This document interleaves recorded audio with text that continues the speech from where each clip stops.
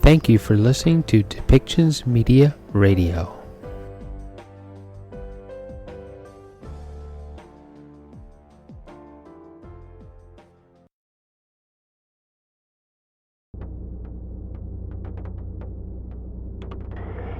Okay, so we have Dr. Tedros in the WHO, and they're going to be doing their regular COVID-19 media update, but they're also going to be focusing on climate change and the small island developing states, how the climate change is going to affect them financially, and what could potentially happen to those small island states because of climate change. We all know that the pandemic isn't quite over yet, that we still have more work to do in order to bring it into the pandemic, but we can't allow that to distract us from what we need to do to focus on climate change and the effects of climate change. Canada and North America has seen some pretty bad fire seasons because of this climate change. Recently, in the past few weeks, the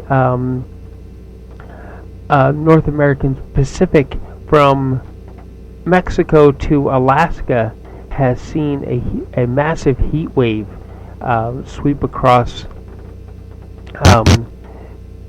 the coastline and interior states, bringing death and fires and other things that go along with heat problems. And so we do need to focus on climate change as well as trying to keep everything together so we can end the pandemic. So let's listen to what Dr. Tedros and the rest of the WHO experts actually have to say on this.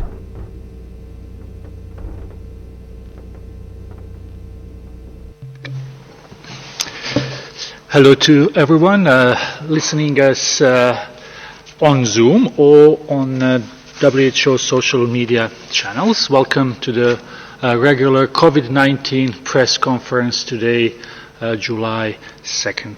My name is Tarik Šarjević and I will be helping with moderating the question and answer session. Today we will have a special focus on the results of Small Iceland Developing States Summit for Health that took place earlier this week. Dr. Tedros will introduce our very special guest today in a minute.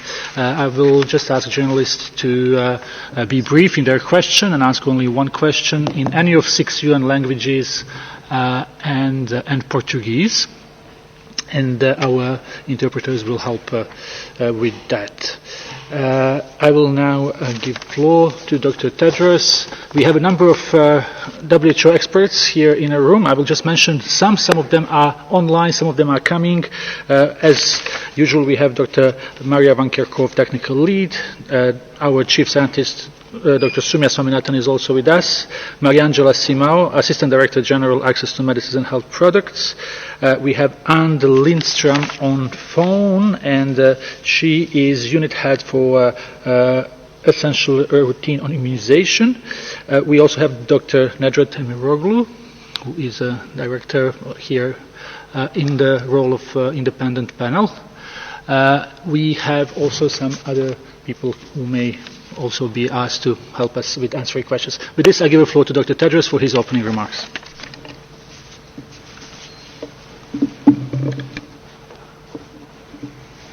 Thank you, Tariq. Good morning, good afternoon, and good evening. This week, WHO hosted a two-day summit with heads of state, heads of government, ministers, and civil society leaders from small island developing states, SIDS, which focused on building resilient health systems in the face of multiple threats. Climate crisis, the severe impact of the pandemic on lives and livelihoods, vaccine inequity, and the large burden of non-communicable diseases were discussed and concrete outcomes developed on how together we can tackle them. His Excellency Gaston Brown, Prime Minister of Antigua and Barbuda, addressed the summit, and I'm pleased and honored he has joined us again today to give his perspectives on the urgent issues at hand. Your Excellency, Prime Minister, you have the floor. Thank you very much, Dr. Tedros, Director General, members of the media, distinguished ladies and gentlemen. I welcome this opportunity to brief the members of the press on the CID Summit outcome statement. First of all, let me thank everyone who participated in the first ever WHO CID Summit and for their contribution to the development of this excellent and pragmatic outcome, which calls for a healthy and resilient future. Antigua and Barbuda, as the chair of the Alliance of Small Island States, takes this opportunity to fully endorse the summit's outcome statement. The outcome statement captures the vulnerabilities of small island developing states, which are susceptible to the threats of economic shocks, climate change, and the burden of non-communicable diseases, which have undermined the health and well-being of our citizens and residents. While mindful of our vulnerabilities and limited capacity, the cities have been confronting the challenges with its limited resources, but our inadequate resources are now further strained by the impact of the COVID-19 pandemic. CID's vulnerabilities have worsened by the COVID-19 pandemic to the extent that achieving the Sustainable Development Goals and the aspirations of the Samoa Pathway will require a multi-dimensional approach, including the support of the international community. The Sustainable Development Goals' overarching principle is to leave no one behind, and CIDs are determined to achieve that goal. This all requires greater global collaboration and cooperation of the international community to develop more refined and bespoke development pathways for CIDs to effectively confront the challenges they are faced with. The health and well-being of CIDs must be seen as a global human right, justifiable on moral grounds, and our common humanity. This should be universally acceptable within the UN system and other development partners. Now, this outcome statement requires action by all and hinges on urgent intervention in addressing the unique vulnerability of CIDs and the inequalities that stand as obstacles to their development. It also firmly establishes health at the heart of climate action and the need to develop climate resilient health systems. However, health and economic resilience cannot be achieved by CIDs without the assistance of the international community. Hence, new inclusive funding mechanisms for sustainable financing should be developed to include debt for climate swaps and obligatory compensatory financial instruments for loss and damage as a result of damage from climate change disasters, and certainly funding for adaptation and mitigation. Eligibility for financing should be inclusive and based on vulnerability. To this end, the outcome statement reiterates the call for the development of a multi-dimensional vulnerability index to replace the flawed per capita income criterion. The outcome document also calls for ambitious measures to combat climate change and to protect the natural environment. However, I wish to add that profligate users of fossil fuels who have contributed to global warming and pollution, whose adverse climate actions have resulted in loss and damages in CIDs, should be legally obligated to make financial reparations for the damages, not for us as CIDs, vulnerable CIDs, to wait for handouts and promises, unfulfilled promises from these states. Now, this compensation should include debt write-offs for CIDs that have had to borrow repeatedly to rebuild from climate damage, resulting in unsustainable debt burdens. The outcome document addresses the burdens of malnutrition and undernutrition, necessitating interventions to ensure food security and adequate nutrition. It recommends pooled procurement among SIDS, especially for medicines and medical supplies to reduce costs. In fact, pooled procurement has been successfully practiced in the OECS Caribbean sub-region for decades. It also acknowledges the need to acquire new technologies, including access to digital technologies and the need for access to good quality education and lifelong learning. While we all can agree that we are small, our dreams and goals extend beyond our borders. SIDS have led many global initiatives that oftentimes serve as the anchor to many international agreements. We placed entities on the global stage. We led the charge for 1.5 to stay alive, as climate change disproportionately affects SIDS more than any other. Developmental challenges like pandemics and diseases, climate change and disasters, economic instability, and a lack of global economic opportunities, they compound the vulnerability of SIDS and inhibit our overall development. Despite these challenges, our countries are innovators, and we have had successes in many areas. Antigua and Barbuda and other SIDS were among the first to have eliminated mother-to-child transmission of HIV.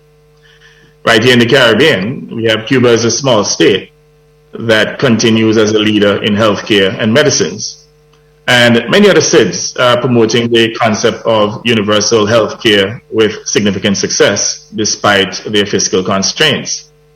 While we can list a few accomplishments, the world sometimes, turns its back on us, and this is happening perhaps a little too often. And COVID-19, the pandemic, is a typical example as to how the international community has failed to assist SIDS in meaningful ways in order to deal with this global pandemic. Now, despite the good efforts of the COVAX facility, developed partners are not doing enough. With the economic onslaught of the pandemic, SIDS have limited access to vaccines. We still have a problem globally of vaccine nationalization. And that's compounded by the fact that travel and trade have been curtailed, thereby inflicting great wounds on our economies. So we now run the risk of disintegrating into what I consider to be economic sclerosis, eroding decades of hard-won gains. And that should not be allowed to happen. Our tourism industry is all but at a standstill. Our economies are shattered. And there's much anxiety among SIDS of the possibility of a protracted pandemic, which means that we all have to move in lockstep with each other in global solidarity in order to effectively defeat this pandemic. Now, it is therefore our hope that the WHO can begin the process of the pandemic and global health toolkit that is tailored for this. To achieve the objectives of this outcome statement, we must all commit to take bold action, recognizing the interconnectedness of the human health of SIDS and sustainable development. This requires tackling the social determinants of healthy SIDS while promoting economic resilience for our countries. I close by thanking Dr. Tedros for his exemplary global leadership during this most challenging period. And I certainly thank him for his commitment and advocacy on behalf of SIDS.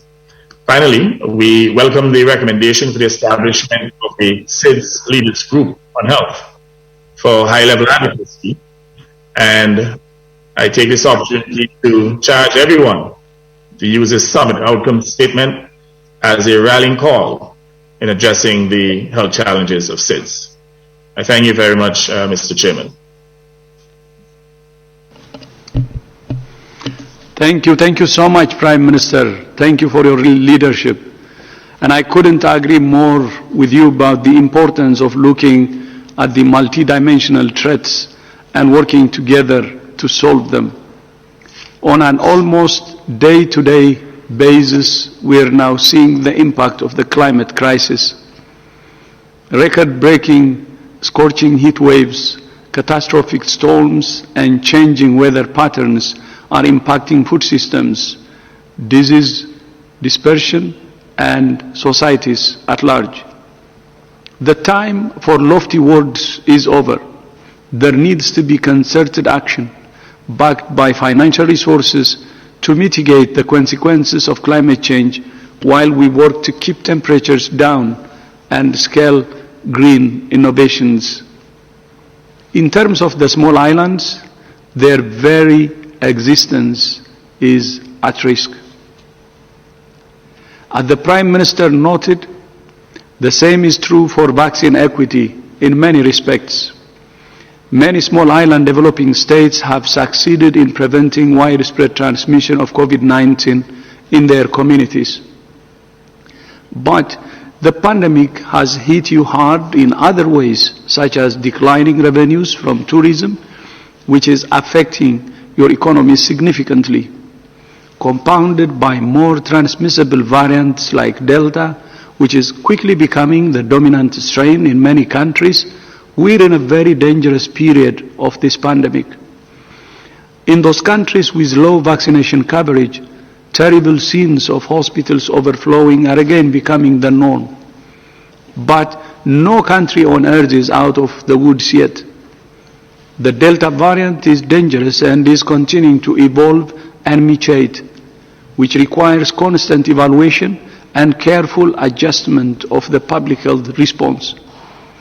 Delta has been detected in at least 98 countries and is spreading quickly in countries with low and high vaccination coverage. There are essentially two ways for countries to push back against new surges: public health and social measures like strong surveillance, strategic testing, early case detection, isolation and clinical care remain critical, as well as masking, physical distance, avoiding crowded places, and keeping indoor areas well ventilated are the basis for the response. And second, the world must equitably share protective gear, oxygen, tests, treatments, and vaccines. I have urged leaders across the world to work together to ensure that by this time next year, 70% of all people in every country are vaccinated. This is the best way to slow the pandemic, save lives, drive a truly global economic recovery, and along the way, prevent further dangerous variants from getting the upper hand.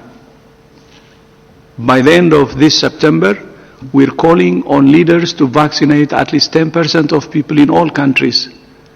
This would protect health workers and those at most risk, effectively ending the acute stage of the pandemic and saving a lot of lives. It's a challenge, but we know it's possible because already 3 billion vaccines have been distributed. It is within the collective power of a few countries to step up and ensure that vaccines are shared, manufacturing is increased, and that the funds are in place to purchase the tools needed. There is now some sharing of vaccines happening, but it's still only a trickle, which is being outpaced by variants. In those countries whose hospitals are filling up, they need vaccines and other health tools right now. New manufacturing hubs, including for mRNA vaccines, are being developed, but this could be accelerated by companies openly sharing technology and know-how. In particular, I urge those companies like BioNTech, Pfizer, and Moderna to share their know-how so that we can speed up the development of new production. The sooner we start building more vaccine hubs and upping global vaccine capacity, the sooner we can diminish deadly surges. This week, the leaders of IMF, World Bank, WTO and WHO met to look at practical ways to track, coordinate and advance the delivery of COVID-19 vaccines to low and middle income countries.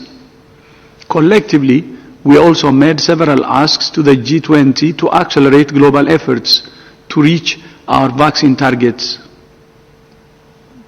Finally, some countries, regions have launched so-called vaccine certificates, and I want to make it very clear that it's important that these do not lead to discrimination against those people and countries that have either a lack of vaccines or certain type of vaccine. As you know, WHO issues emergency use listings for vaccines based on a stringent assessment of safety and efficacy, and we expect all countries to recognize and accept those vaccines that WHO has approved. Again, I would like to thank His Excellency Prime Minister Brown for joining us today, and now I will pass back to Tariq. Tariq? Thank you very much, Dr. Tedros. Thank you very much, Your Excellency, Prime Minister Gaston Brown. I understand Prime Minister will stay with us for some minutes, so hopefully we will hear from him when we come to questions from journalists. And we already have some journalists raising their hand, so we will start immediately with Laurent Sierot of Swiss News. Laurent? Yeah, thank you, Tariq, for taking my question. A recent study by the University of Oxford a few days ago shows that period up to 45 weeks between 2 doses of AstraZeneca might improve the efficiency of that vaccine. As you're facing shortages in the framework of COVAX, are you going to take that into consideration to adapt the dispatch of doses in the next months in the different countries? Thank you. Thanks for that question. I can start, and maybe Joachim Hombach is online and can add details. Yes, indeed, we saw that report showing that, up to 10 months of a gap between the first and the second dose of the Oxford AstraZeneca vaccine still provided very good immunogenicity after the second dose, and had resulted in high levels of neutralizing antibodies. It is very reassuring, I think, for people and for countries where there may be a delay in obtaining the second dose. We know there are supply constraints, and many countries that receive the first dose and have given the first dose to people do not have supplies for the second dose. COVAX is trying to address that. But in the meantime, it's reassuring that a longer gap beyond the 8 to 12 weeks that is currently recommended by WHO is not, we're not going to pay a penalty for that. People will still mount a good immune response. But having said that, we also know that 2 doses of the vaccine, in this case the ChAdOx vaccine, is what gives full protection against disease. And so we do want people to get that second dose within the recommended interval of time, so that they're fully protected within that period. So it's a trade-off between increasing the coverage for larger numbers of people with the first dose and providing full coverage, full protection to people which they get after the second dose. And particularly with the Delta variant, we do want that full protection. So as supplies increase, there should be no problems really in being able to give everyone their second dose in time. But studies like this help us to learn more about the immune response to vaccines and the immunology, and also on the duration of protection that we get from vaccines. So it's very welcome, and we would like to see more studies like this on other vaccines that are being used around the world. Thank you. You can see if Hombach wants to add something. Thank you very much, Dr. Somnet. And online we have with us Dr. Joachim Hombach, who is a secretary to the SAGE. So Joachim, could you please unmute yourself and add if you wish? Yes, thanks very much. I don't have much to add, but really also to underline again, this is great news, which adds flexibility to a schedule if it cannot be met as recommended if there's supply issues. But as already mentioned by Dr. Swaminathan, it is nevertheless important to underline this is a 2-dose vaccine, and we know the 2 doses are needed to confer optimal protection, in particular against variants of concern. And so this is, I think, an important reminder. But otherwise, this is great news indeed. Over. Many thanks, Dr. Hombar, Secretary to the SAGE. We will go to our next question. It's Michael Busirkiv, who is a contributor to CNN. Michael? Please unmute yourself.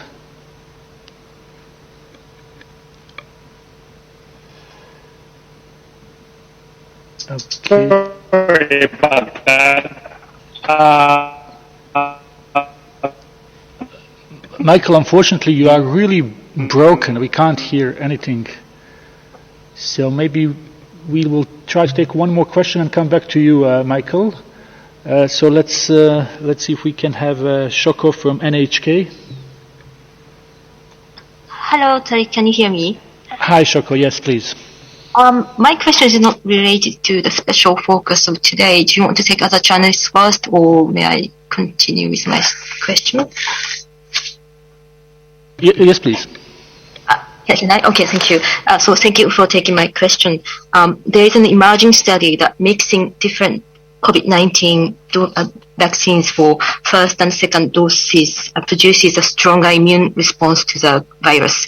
This study of Oxford shows 1 dose of AstraZeneca vaccine followed by Pfizer one was nearly as effective as 2 doses of Pfizer one. My question is, if you are in an environment where it's difficult to obtain the same type of vaccines for both doses, does WHO recommend to take 2 different types of vaccines? And if yes, maybe mix any of the COVID-19 vaccines which are already registered in the emergency use listing, or do we need to wait until more studies to come, which combinations work and do not work? Thank you. Thank you, Shoko. So I think Dr. Hombach would be a best place to answer this. Joachim, if you are there, please unmute yourself. Yes, thanks very much. Thanks for that question. So, yeah, again, this is, I think, good news that we have obtained through this data, which again adds flexibility to countries if they face supply interruptions. So, and we have already in our position on the Pfizer-BioNTech vaccine mentioned is that the combination of AstraZeneca, and this is a vaccine where we had then in many countries have seen supply issues, followed by the Pfizer-BioNTech vaccine, results in very good immunogenicity data. So this is, I think, it's very good. It's reassuring. Both directions have now been tested, and this is the study you are referring to. And there is obviously many more so-called mix and match studies that are ongoing. What I don't think we can do is to provide a generic recommendation that you can mix and match in any way you want. This is product specific, and it is important that these data are being generated. And so we have to see, but there is a lot of studies ongoing. Again, we have now the data for Pfizer and AstraZeneca with a spacing of about a month. More data would be coming, but it's a great addition to flexibility. Whether this is, so to say, a more general principle that, can be applied is something to be determined. Over. Thank you very much. Let's go to the next question. We have Megan Rowling from Thomson Reuters Foundation. Megan? Hi, hello. My question is about climate change. and health with relation to the SIDS conference earlier this week. So the COVID pandemic has highlighted the linkages between climate change, health, and natural systems degradation, deforestation, and so on. And also now we're seeing heat waves hitting many parts of the world, which is also raising this issue up the agenda. So I'd like to know what WHO is planning to do that's new in terms of getting governments to respond on this and putting it on the agenda at COP26, and also Prime Minister Brown, if you have any particular demands from the small island developing states side, I'd be interested to hear that too. Thank you. Thank you very much. I think we should start with His Excellency Prime Minister. Prime Minister, would you like to address this question? Sure.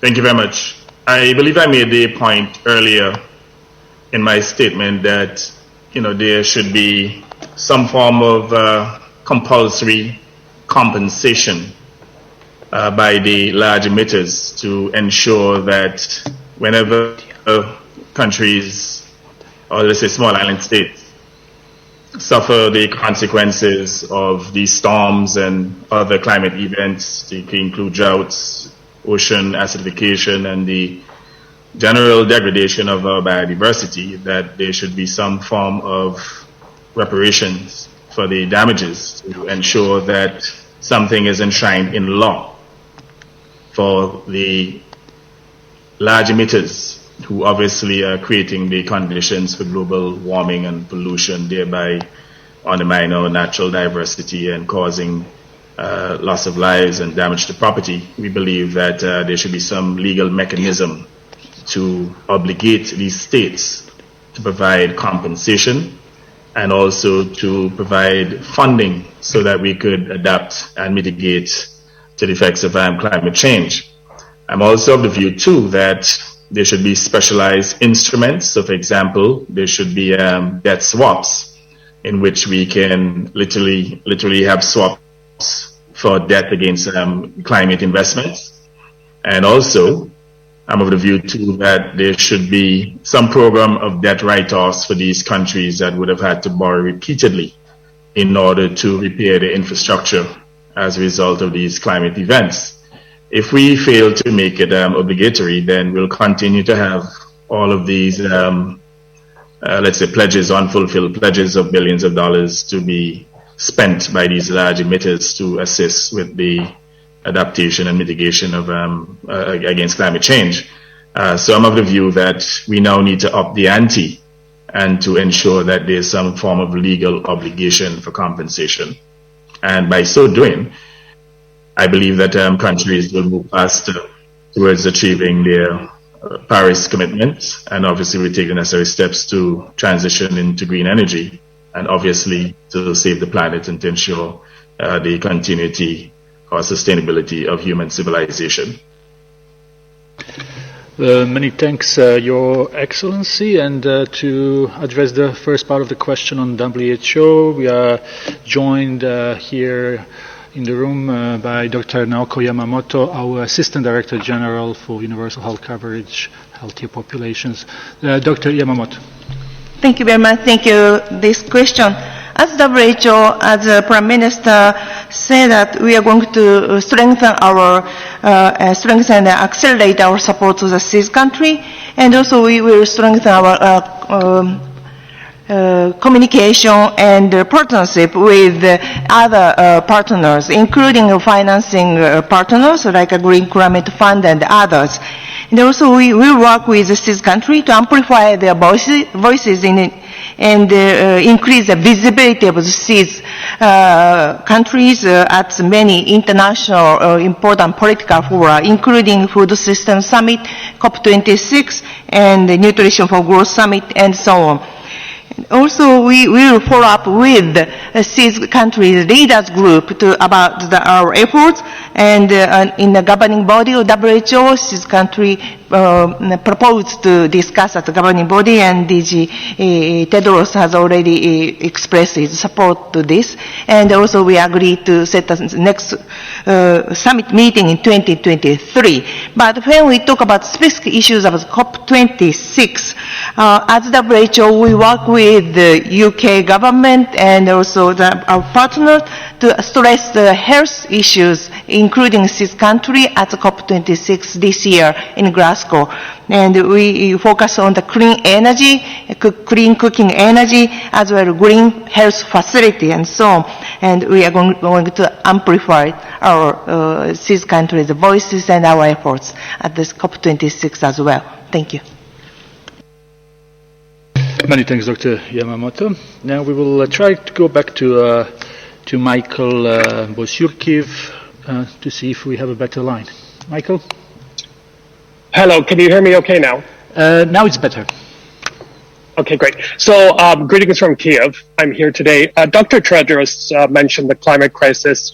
Recently in my home province of British Columbia, we saw that unprecedented heat wave resulted in hundreds of sudden deaths. And there was delayed and poor public messaging, few cooling centers, and other shortcomings. My question is the following: whether there's a feeling that elected leaders coming out of this pandemic are taking on board a Build Back Better approach, not only when it comes to handling future pandemics, but things like climate emergencies, absorbing lessons learned, instituting better public health messaging. And I'll just read you very quickly, sorry, Tarek, one quick line that I wrote. I said, perhaps it was naive to expect humanity to turn a global crisis into an opportunity. A virus, a pandemic, was a once-in-a-lifetime chance to unite against a common enemy, to embark on a process of building back better on contentious issues like fighting climate change. I'm wondering of your thoughts. Thank you. Thank you, Michael. So the question is about building back better. Maybe Maria, you can start, and I think we should also hear from Prime Minister on this question. Yes, thank you very much. Thanks, Michael, for the question, and nice to hear your voice again. I think on the positive side, we are seeing some changes that are being made to be better prepared for the next one. I think we should not mince words to suggest that there won't be a next one in terms of the next emerging pathogen or re-emerging pathogen, the next pandemic. But I would have to be honest and say it's not enough. We are seeing a lot of countries using the current situation that we are in with COVID-19 and the trauma that all of us are facing because of this virus, the upheaval that all of us in all of our lives have experienced. And not enough, I would say, is being done to build the fundamental systems that we need in public health, the surveillance systems that we need, the testing systems that we need, including the use of novel testing that is coming online, the antigen-based tests that are there, the new technologies that are being advanced. We need more investment in our health and care workers around the world to ensure that we have more people who are trained appropriately, who are provided the protection that they need to carry out the life-saving work that they do every single day, to support more community health workers who are the foundation of public health in so many countries around the world. There needs to be much more of that. I think we need to do much more in building trust with our communities and keeping that trust, working hard to keep the trust of our communities. Building the leaders, engagement, much more engagement with community leaders, with religious leaders, with women, with youth, to be able to harness the energy and the innovation that we have for any of the challenges that we see going forward. And I think we need much more on the partnership side.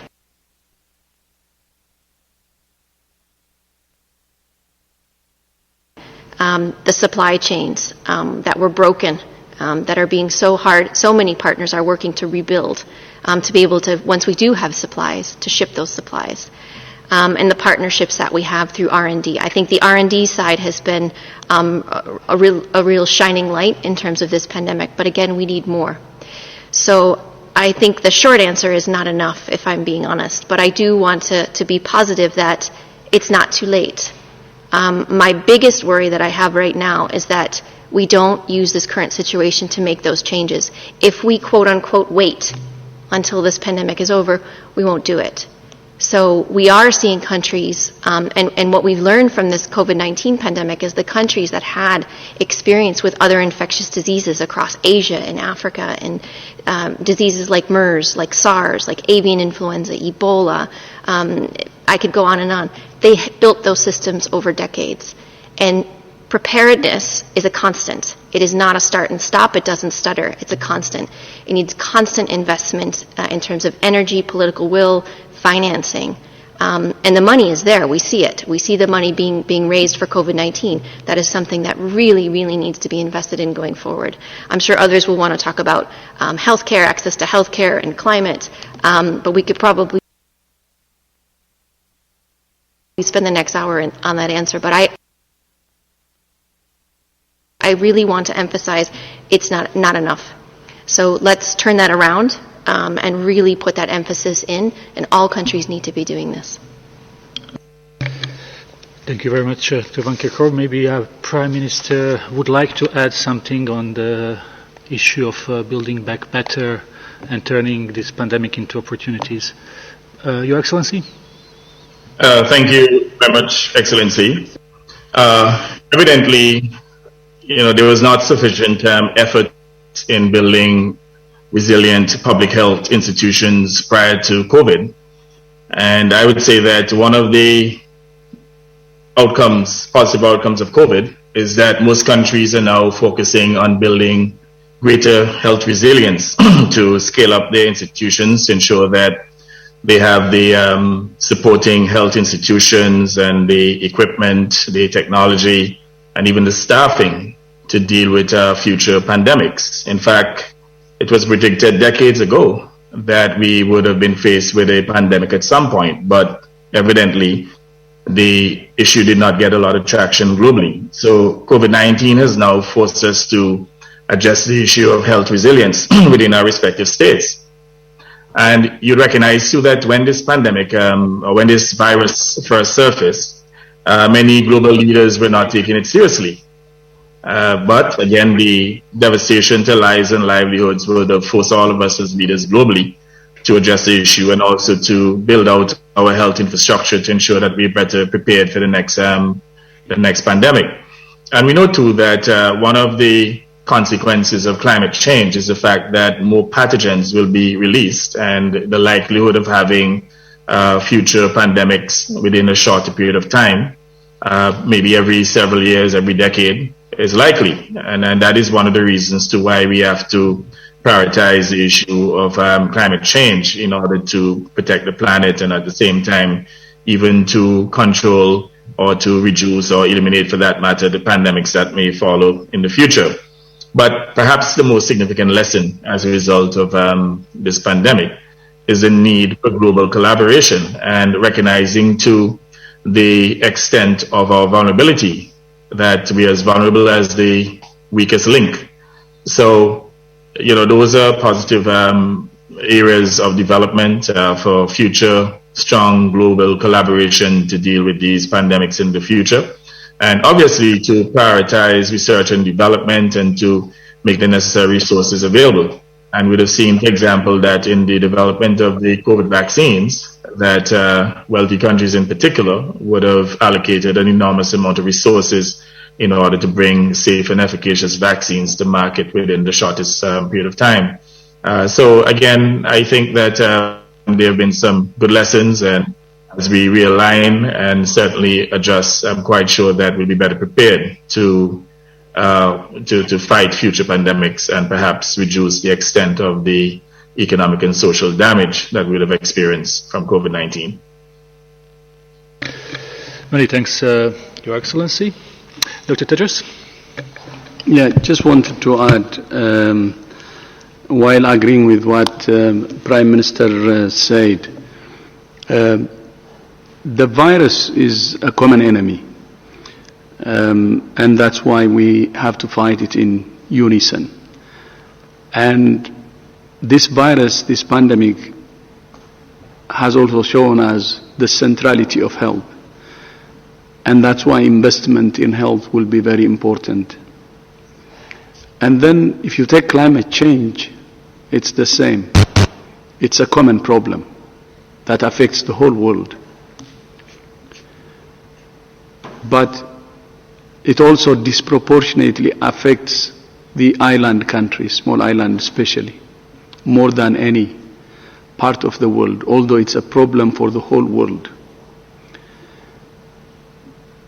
When you see it in terms of islands, there are some projections, some islands may submerge. It's a matter of survival. But even if we say the projections are right and some countries could submerge, could be below sea, but it's only a matter of time until climate change affects others who are not an island, which is big countries or mainland. So it's a common problem. And when I come back to the question from Michael, the political commitment, I think, is necessary. But this is a matter of survival for the world. And if that cannot trigger political commitment, if the real and clear danger cannot provoke or bring political commitment, I cannot understand what else can bring commitment. And we have seen, by the way, during this pandemic, many countries were reporting that their ecology or, their environment actually improving because of, less interference and probably less pollution and so on. So it's a common problem. It's a matter of survival for the whole world. It's not the problem of the small island countries only. So that means it's everybody's problem. It's everybody's, and the solution is everybody's solution.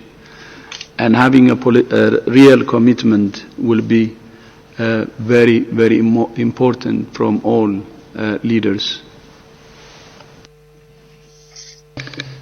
Many thanks, Dr. Tedros, and thanks to Prime Minister and Dr. Van Kerkhove for addressing this question. We will now go to Avijit Majumdar from AMN in India.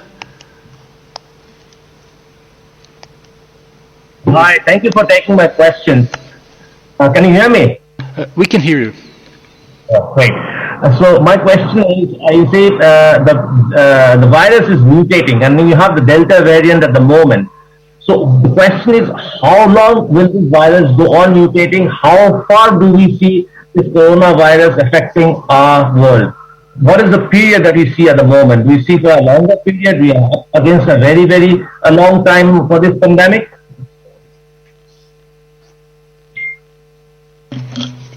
So thanks very much for the question. It's a big one.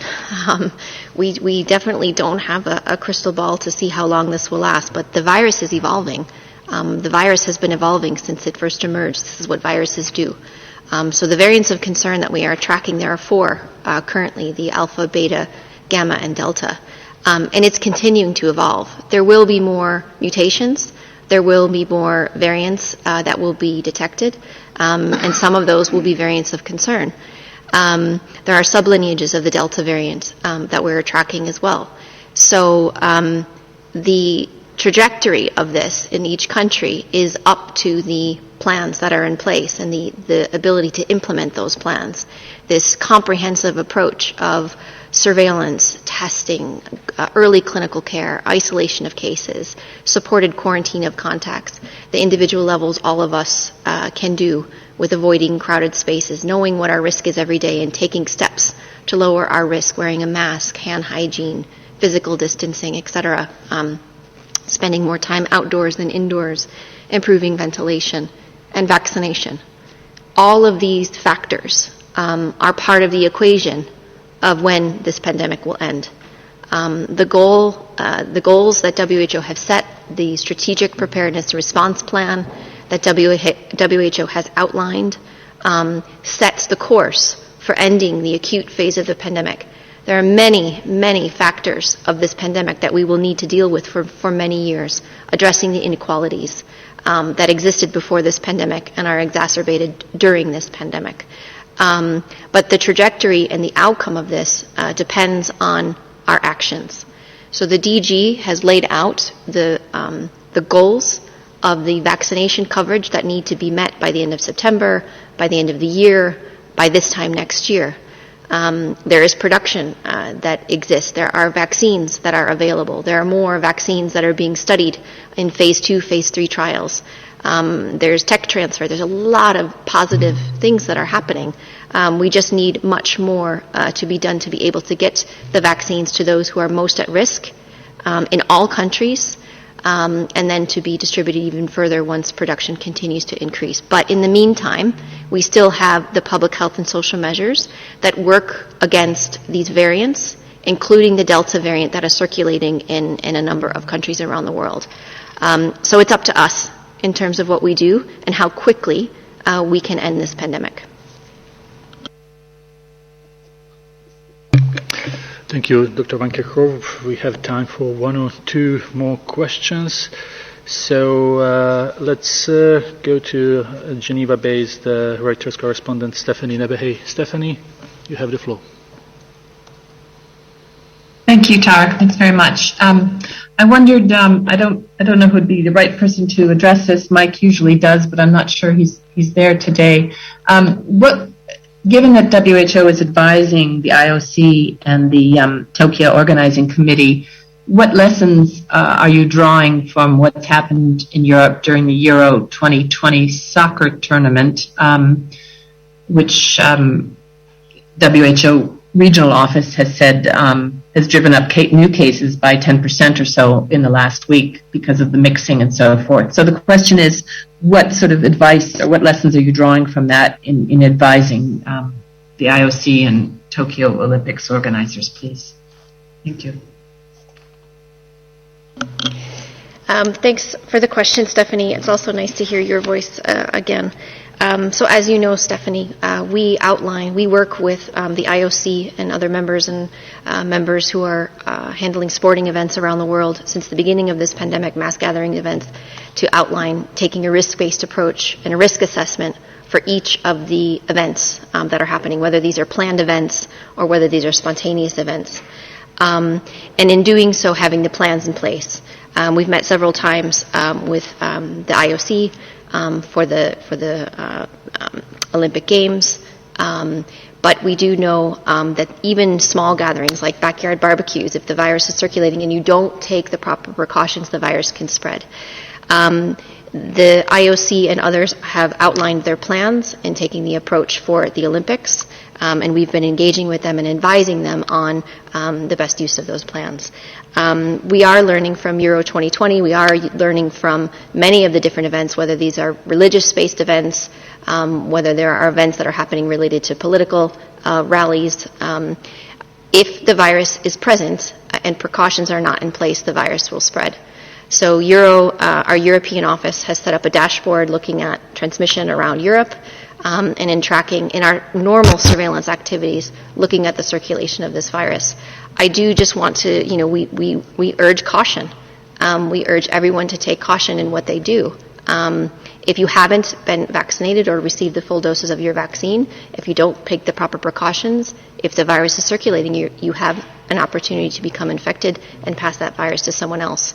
So we urge everybody to take a risk-based approach in what they do, in the decisions that they make. The choices that they make and the events that they attend have consequences, good and bad.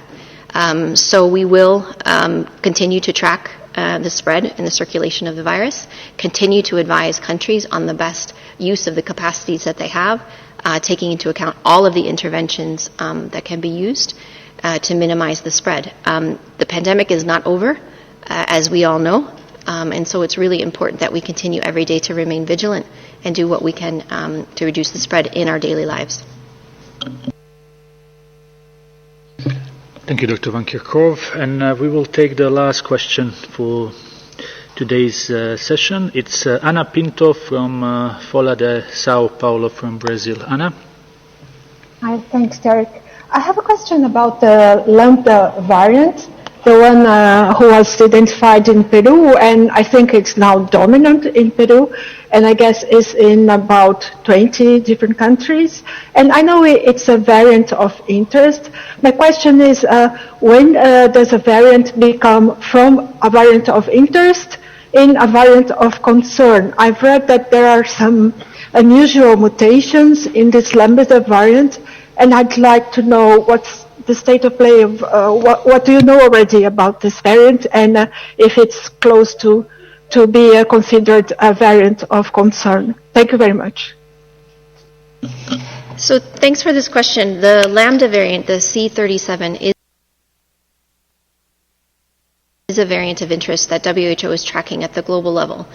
So the way that we discuss and characterize these variants, we work with a group of scientists around the world, our different networks.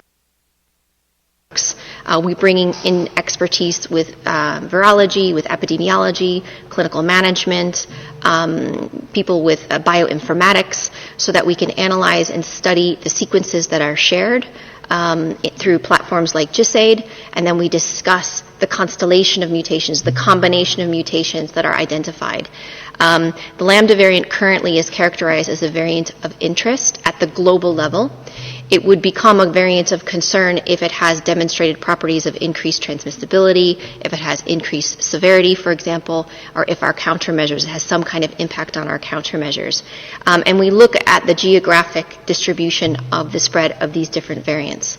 And so we characterize these through a combination of technical consultations that we have with our expert networks, using the information that we have on the variant, the specific mutations they have, any studies that are done in people, any studies that are done in the lab, and then we do this routinely, regularly. Our virus evolution working group meets every 2 weeks, but internally we have meetings through our EPI teams, our lab teams, our regional teams. We meet with many of the different CDCs around the world, virtually of course, every week. To discuss. We work with our regional offices, so there's a lot of information and gathering of information. So it's a dynamic process. So if that is demonstrated to meet the characteristics of a variant of concern, we will of course classify it as a variant of concern. But I do think what you raise is important. It's about the process to understand, what is out there. We are limited in our ability to understand virus evolution because of sequencing that is happening around the world. The amount of genetic sequencing that is happening has increased substantially over time, and there are more than 2 million full genome sequences that have been shared on Cvid, for example. But we need better geographic representation of the viruses and the sequencing of those viruses around the world. We're working through our regional offices. We're working with many partners around the world to build that capacity and enhance that capacity, which will not only be beneficial for SARS-CoV-2, but will be beneficial for any future pathogen, future viruses, future pathogens that emerge. So this is a work in progress. And it, of course, also relates to the other question, deserves investment. And we're grateful for partners who are working with us to really invest in this really critical aspect of surveillance of these variants. Just wanted to add to what Maria has said is another important issue that we are tracking is the effectiveness of vaccines against different variants that are circulating, particularly the variants of concern. As you heard, it's one of the criteria that are used to define a variant of concern is if that variant has a lower capacity for neutralization by antibodies, either after natural infection or after vaccines. The information on this is rather patchy, particularly for some of the vaccines that are being widely used. So we have a lot of information, for example, on the Pfizer-BioNTech and the AstraZeneca vaccines from many countries on effectiveness, on the prevention of not only severe disease, but also infection and transmission to contacts. but much less information on some of the other vaccines, which are also widely used. So WHO is really promoting the idea of well-designed and well-conducted vaccine effectiveness studies, and our regional offices are working with countries to try to promote that kind of data collection, both on the safety but also on the effectiveness of vaccines, because this is going to be very helpful for us as we continuously examine data that's coming in, and reassuring ourselves and the public that the vaccines that we're using are currently are still effective against these variants. And as of now, against the alpha, beta, gamma, and delta, we have some confidence that they are working and they're still preventing very high protective efficacy against severe disease. But we need to continue to watch that space as well. Thank you. Many thanks to Dr. Van Kerkhove and Dr. Swaminathan for this important message on variants and vaccines. As we are coming to the end of our press briefing, I would like to invite His Excellency Prime Minister Gaston Brown to make some final comments. Your Excellency. Thank you very much. And let me thank Dr. Tedros and the others at the WHO for giving SIDS this great platform to bring global awareness to the issues affecting SIDS, and obviously their own commitment to help us to achieve, let's say, a healthy and resilient future. And I also want to thank the members of the media in advance for helping us to, let's say, transmit this information globally, so that global leaders will understand the challenges facing our countries, the vulnerabilities, and the need for international collaboration and cooperation in order to ensure that SIDS will enjoy a healthy and resilient future. Thank you once again. And again, I appreciate the opportunity to participate in this press conference. Thank you.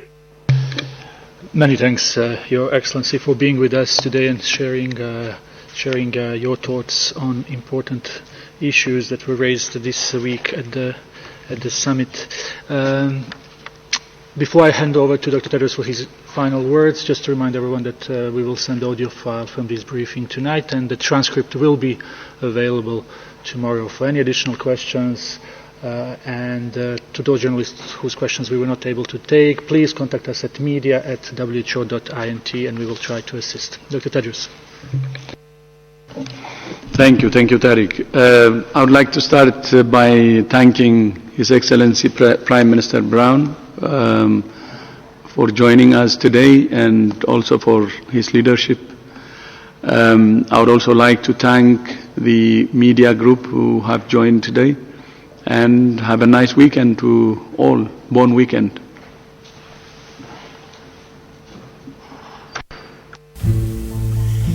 Thank you for listening today, and thank you for supporting us with our sponsors. Please go to depictions.media for more information, and click on our contact link and let us know how we can help.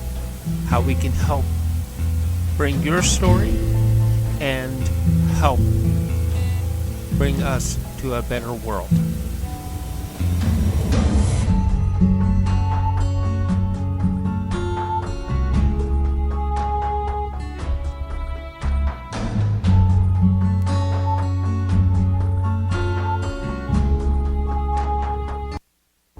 This show has been produced by Depictions Media.